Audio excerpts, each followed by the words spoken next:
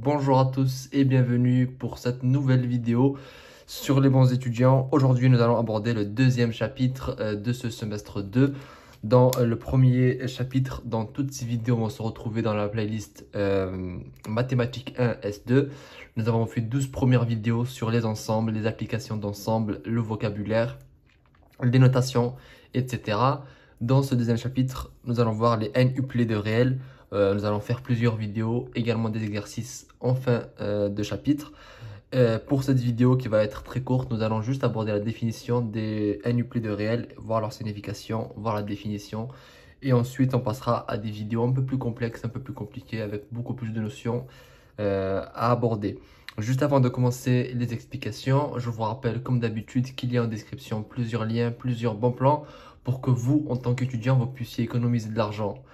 Tout d'abord en faisant vos achats en ligne et ensuite travailler, avoir un travail en ligne pour pouvoir avoir un complément de revenus assez rapidement et facilement.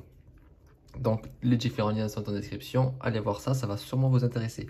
Donc tout d'abord, il faut savoir que les réels puissance n, donc c'est ce qu'on appelle n u plus de réel en réalité, r puissance 1, c'est en fait c'est les réels en fait. Donc ça, c'est pas intéressant.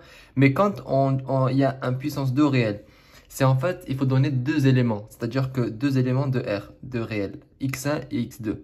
En fait, les n u plus de réel, c'est ici, c'est une paire de réels, c'est-à-dire que c'est x1 et x2. Et de manière générale, quand vous avez les réels avec un n en exposant, avec n bien sûr soit supérieur soit égal à 1, quand c'est égal à 1, c'est les réels, quand c'est 2, ben, c'est ce que je vais vous dire au-dessus. Mais là, on parle des cas, on va dire c'est 3, 4, 5, 6. La donnée d'un premier élément de R, x1, de deuxième élément de R, x2, et d'un énième élément de R, xn. C'est-à-dire en fait que quand vous avez des réels avec les n uplets de réels, en fait c'est des couples, c'est plusieurs valeurs de R, et il y a autant de valeurs que la puissance n. C'est-à-dire que s'il y a 1, donc il y a une valeur des réels, donc c'est que les réels. Ici, R puissance 2, ce sont deux éléments. Vous allez donner deux éléments, on va dire 5 et moins 3. 5 et moins 3, ce sont deux valeurs qui se situent dans R. Et il y en a deux parce que c'est R puissance 2. Ici, R puissance n, vous allez donner autant de valeurs que la valeur du n. Si la valeur du n, c'est 10, vous allez donner 10 valeurs de réel. 3,2, 1,8, 2, 0, 10, 7, 10 valeurs qui sont dans les réels.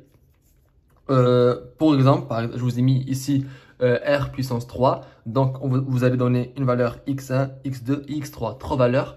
Après, les valeurs, ça on verra. J'ai pas mis d'exemple. J'aurais pu mettre 3, 2 et 1. Ce sont trois valeurs de R et ça fonctionne.